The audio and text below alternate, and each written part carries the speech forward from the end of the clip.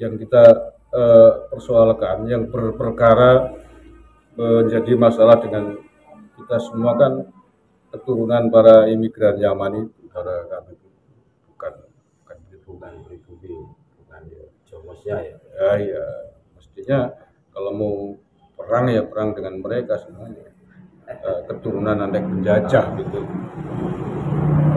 Orang-orang kita loh masih mau diperbudak, masih mau ya jomos mereka itu salahnya kan sih.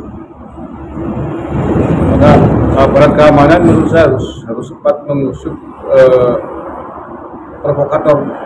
Ya, dalangnya siapa itu? Dalangnya yang menjadi yang kerok serangan tersebut. Tapi kalau menurut saya itu kan sebab asalnya penolakan Rizik yang selalu provokatif itu. Ya, Rizik kan ditolak tidak hanya di Pemalang, ya, di banyak wilayah, banyak daerah di Indonesia ditolak, termasuk di Banyumas kita sendiri juga menolak. Mengapa ditolak ya semua orang tahu, yaitu pentolan pimpinan ormas yang sudah dilarang oleh negara. Mengapa dilarang ya karena kan punya visi misi yang berbahaya bagi bangsa dan negara. Ingin syariah Islam, ingin negara khilafah, itu kan keinginan yang bertentangan dengan Pancasila, bertentangan dengan Undang-Undang Dasar 45, bertentangan dengan Bhinneka Tunggal Ika. Itu mengapa ditolak karena membahayakan keutuhan bangsa dan negara. Nah, makanya terkait dengan hal itu, menurut saya Rizik adalah termasuk orang yang sangat bertanggung jawab secara hukum atas tragedi. Mengapa dia wajib atau perlu kalau perlu tangkap tanggung jawab secara hukum, karena sebelum ini dia gembar-gembor asah golokmu, asah parangmu itu kan kepada asah sulitmu kepada pengikutnya. Yuk kita perang saja. Nah, siap mengobarkan perang kan, termasuk yang paling populer kan waktu Idul Fitri itu kemarin. Ya, menjelang Idul Fitri. Kita perang saja. Nah, provokasi itu kemudian menimbulkan akibat seperti kemarin. Ya. Artinya bahwa tragedi bentrokan kemarin banyak orang FPI mampu bawa sajam. Ya. PBI kan mempunyai beberapa bukti bahwa FPI itu membawa senjata tajam.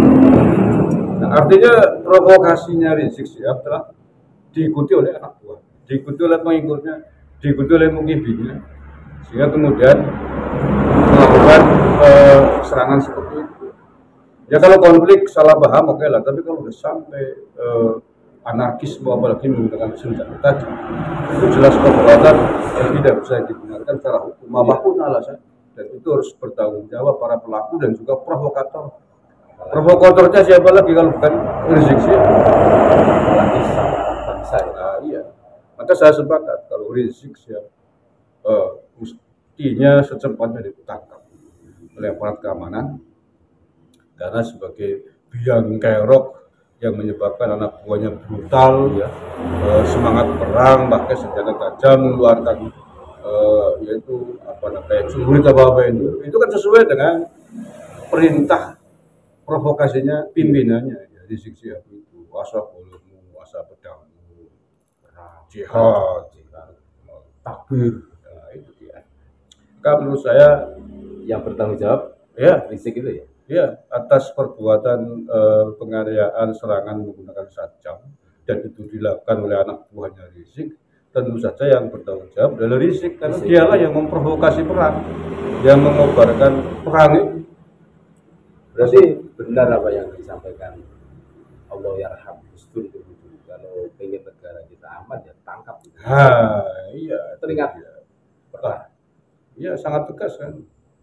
Gus Dur mengatakan negara ini aman tangkap Rizik Syihab. Ya, provokator. Memang dari kesaksian teman-teman PWI, bagaimana melihat langsung dengan mata kepalanya kecintaan anak buahnya Rizik itu memang ngeri. Ya pakai senjata tajam siapapun ngeri kan. Tidak bisa dibenarkan. Makanya kan undang-undang kita kan tidak memperbolehkan membawa sajam. Dan PWI dalam kasus tersebut adalah orang-orang yang mengikuti undang-undang. hukum, tidak membawa sajak, tidak ada bukti orang-orang PWI Bawa bawa saja. sajak. Gitu. Sebelum masuk itu kan ada penggeledahan juga. Nah ya, Tapi yang menjadi masalah ini disediakan panitia atau dia sendiri jalan. apapun Iya. apapun bentuknya, apapun dari mana dia dapat, baik diizinkan orang, diizinkan panitia, bawa sendiri nggak masalah. Sama kayak orang pakai narkoba kan nggak peduli, dikasih kayak beli kayak, Kena semua ya. ya kena semua. Berarti kalau menurut kami itu panitia harus diseret juga itu. Panitia juga pasti. Masalahnya ketika gelombang penolakan listrik ini kan ya tahu juga. Terus yo kabarnya itu ada audiensi juga Ya. di Kesbangpol katanya. Ya, Tapi tetap ngeyel juga. Berarti terjadi chaos terus jatuh korban, panitia harus bertanggung jawab, harus diseret juga. pihak panitia sebagai pihak yang akan dipanggil oleh polisi pasti gitu ya. Dia penyelenggara.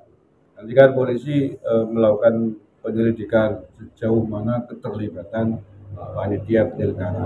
Nanti kan ketahuan di situ. Kalau ketahuan menyiapkan senjata, Nah, wah misalkan ya, berat maka itu. itu kena pasal gitu. Tentu sebagai panitia akan menjadi pihak yang dipanggil oleh kepolisian sebagai saksi. Nah, tentang keterlibatannya sejauh mana ya menunggu hasil penyelidikan itu. Nah ini Gus, seharusnya kan contoh panitia itu kan berpikir 1000 kali kalau perlu 1000 kali karena dampaknya yang bisa berdampak hukum, terus dampak sosial juga mungkin kan. Seharusnya berpikir, tapi anehnya masih saja ada yang undang. Ya biasanya yang berani undang Rizik ya pasti mukibin, pasti simpatisannya, anggotanya. Kalau bukan mukibinnya, bukan anggota simpatisan, dia nggak mungkin undang Rizik.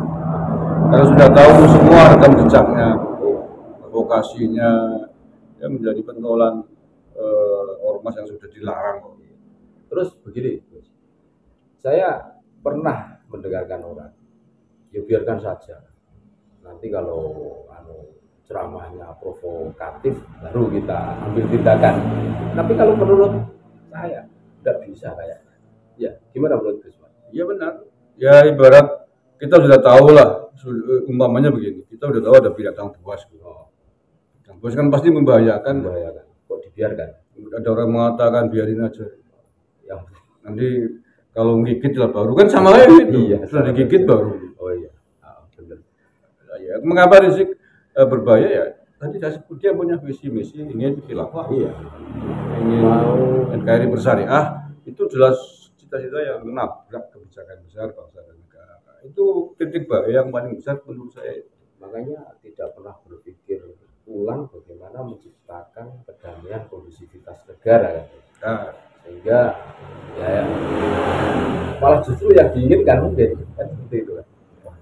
ya selain itu tadi provokasi yang dibuat kerap mengubarkan perang, Ya. caci maki. Lah siapa sih tokoh bangsa, pemimpin bangsa, baik tokoh pemimpin agama maupun negara yang perseberangan dia yang luput dari caci makinya siapa sih? Ya, tidak ada. Pak Jokowi, ya presiden loh, itu dihinakan dengan kata-kata kasar joroknya. Gus Dur, Ya. buta-butakan mata hati. Kiai Said Akil, ngeri goblok-goblok kan. Dan itu tidak hanya Rizik yang melakukan itu, hampir banyak sekali klan-klan Balawi yang melakukan hal yang sama. Ini kurang ajar mereka, keturunan imigran pengungsi dari Yaman, kurang ajar di negeri kita. Makanya ditolak kita raih. Ibarat pendatang baru tapi tidak tahu malu. Iya. Oke Gus, ada pesan-pesan yang mau disampaikan kepada saudara-saudara kami? Ya pesan saya, polisi harus cepat menangkap Rizik Syihab menurut saya. Langsung saja lah Rizik. Karena intelektual itu. fakta bukti di lapangan itu terjadi ketika Rizik Syihab melakukan takbir akbar. Satu, yang kedua, yang memprovokasi perang kepada narkoba siapa lagi? Ya, dan sudah terbukti makan korban provokasi dengan saja. Menurut saya secepatnya ditangkap, diperiksa, bertanggung jawab secara hukum agar nanti tidak terjadi lagi di tempat yang lain, di tempat berbeda. Dan kalau kita lihat berjalan belakangan banyak kasus kekerasan dilakukan oleh pasukan Rizik Sihab. Iya. Bukan satu kali, dua kali, sering kali ya besar. Saya kira itu. Ya, terima kasih Mas.